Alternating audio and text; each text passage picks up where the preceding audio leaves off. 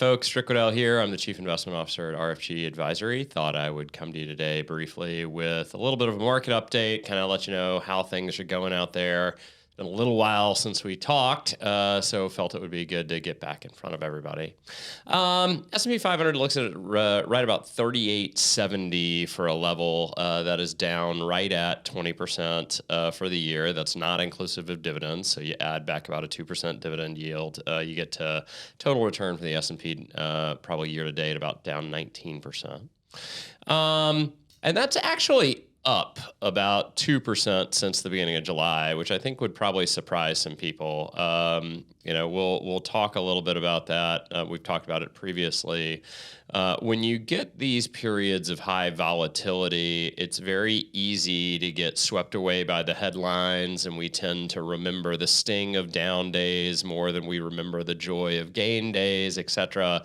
And we also get lost a little bit with, we can have weeks where we get 4 down days in a row, and then on Friday we get a big rally that actually puts the week in the positive. So I really just find it very, very helpful to always focus on the absolute level for the S&P 500 when we get these periods of volatility, which, since the beginning of the quarter has actually come up a little bit, which is a positive. On the fixed income side, the 10-year Treasury really peaked at about 3.5% on June 14th, and since that time has actually come in to about 3%.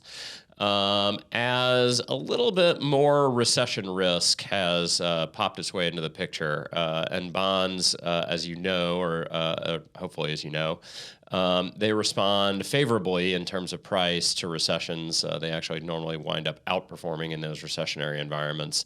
And so as we've seen increased concerns about a recession sort of rear their way into the market, we've seen bonds actually perform quite well.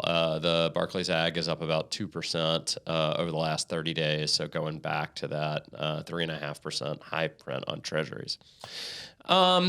Volatility is certainly present in the market. Yesterday we saw an instance where the S&P was up 1% to start the day, ended the day down 1%. Sort of large intra-market moves, large single-day moves. It looks like this morning we're going to open up about 1%. That type of volatility is actually somewhat to be expected just given the backdrop of the market. Which is this notion of inflation is high.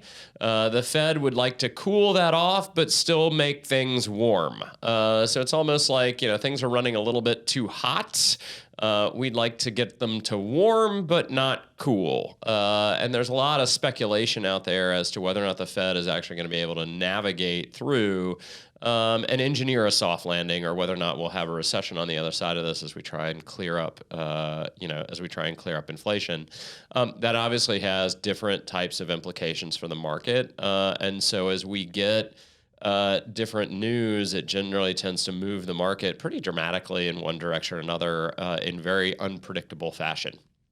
So sometimes good news is bad news, so a very strong employment report will be translated to, hey, we're going to have to raise rates even further, and that's problematic. And then, yesterday you can get news which says, that Apple is looking to slow down its hiring, and that's interpreted by the market as a huge negative, despite the fact that we probably do want hiring to slow down if we're ever going to tame inflation. So you see a lot of sort of mixed signals coming out of the market these days, which means it's exceptionally difficult to try and time whatever's going on.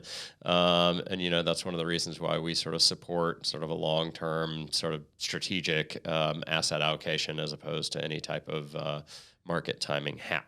For those who are worried about a recession, I would just generally point out that markets tend to be a leading indicator of recessions, not a trailing indicator of recessions. They tend to, the downturn in the market tends to occur anywhere from 6 to 12 months before we actually see the economy contract.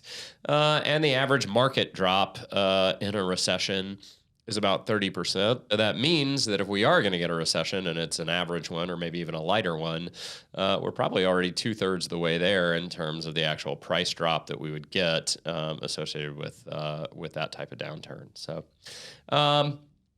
We just kicked off earnings season. Goldman Sachs reported yesterday. We'll get a lot of bank earnings at the forefront, and then we'll start to move into other areas of the economy. And those earnings will really dominate the stock market narrative over the next couple of weeks as we get a clearer indication from companies as to how they're coping with inflation, what their own hiring plans are, what their profit plans are, profit margins, et cetera, what they're seeing out in the economy. With that, I hope you're having a wonderful day. I look forward to talking to you again soon. As always, if you have any questions, please feel free to reach out to myself or directly to your advisor. Thanks so much. Thank you for tuning in. And if you're enjoying this content, please don't forget to subscribe and click the bell so you can keep up to date with everything new at RFG. If you want to learn more about who we are and what we do, please visit our website at rfgadvisory.com.